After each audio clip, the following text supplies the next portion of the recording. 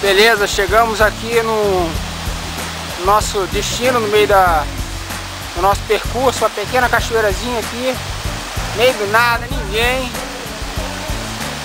só a natureza nos reservando esse espetáculo.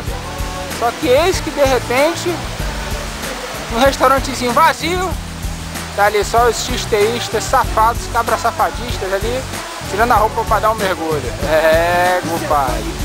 Plena quinta-feira, 1h20 da tarde. É mole? Subimos aqui pro segundo andar, aqui no segundo andar.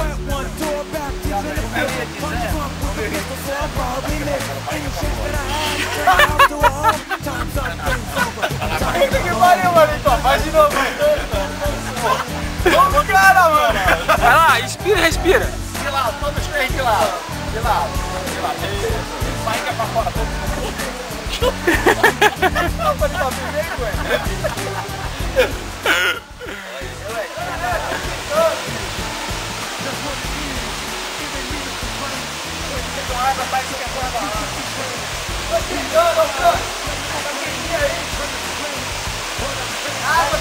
Vou botar minha mangueira de água. A resistência.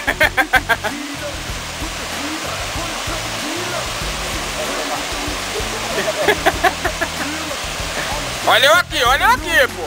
É. Mais devagar.